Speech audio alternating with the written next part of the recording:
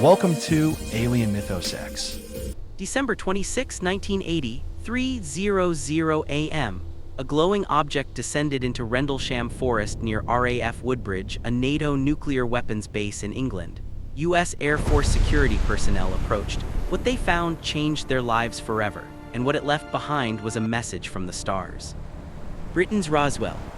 RAF Woodbridge and RAF Bentwaters were twin bases housing American forces and nuclear weapons during the Cold War. On the night after Christmas 1980, security patrols reported strange lights in the forest just beyond the base perimeter. Not aircraft, not stars, something else. Sergeant Jim Peniston and Airman John Burroughs were sent to investigate. As they approached through the trees, they saw it. A triangular craft approximately 9 feet across sitting on the forest floor. It was metallic, covered in strange symbols and glowing with an intense light. Peniston did something extraordinary. He touched it. As his hand made contact with the craft's surface, a stream of binary code flooded into his mind. Ones and zeros, overwhelming, unstoppable. He would spend the next 30 years trying to understand what he'd received. The second night. The next night, December 27th, Deputy Base Commander Lieutenant Colonel Charles Halt was called out with a team. The object had returned. Halt brought a tape recorder and documented everything. You can still hear his voice today, tense and bewildered, describing what they were witnessing. They found landing impressions in a triangular pattern. Radiation levels were significantly higher at those spots. Trees showed burn marks. Something physical had been there. This wasn't mass hallucination. This was measurable evidence. Then the object appeared again. Halt's team watched it maneuver through the trees, splitting into multiple lights, shining beams down toward the weapons storage area. The tape captures their reactions in real time. Trained military personnel stunned into silence by what they were seeing. The binary code. For 30 years, Peniston kept the binary code private. In 2010, he finally revealed it.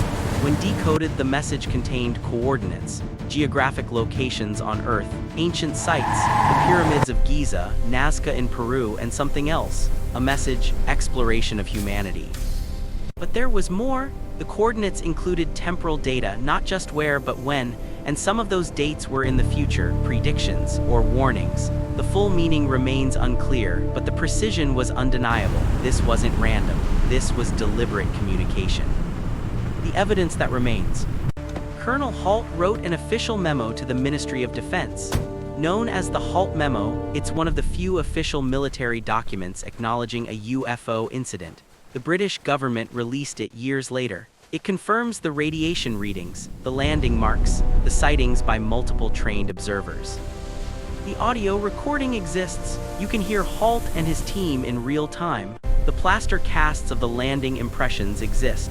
The radiation data exists. Witness testimonies from over a dozen military personnel exist, and the binary code exists. This wasn't lights in the sky. This was a physical object, witnessed over multiple nights by trained military observers at a nuclear weapons facility, leaving measurable evidence and an encoded message. The mystery endures. What landed in Rendlesham Forest? Why a NATO nuclear base? Why leave a message in binary code about ancient sites and future dates? And why has the British government never fully explained what happened? The witnesses stand by their accounts. The evidence remains, and the message, decoded from binary, speaks of exploration and ancient coordinates. Whatever came to those woods in December 1980, it left something behind. A mystery, a message, and questions that remain unanswered. Britain's Roswell, the UFO that left a calling card in binary code.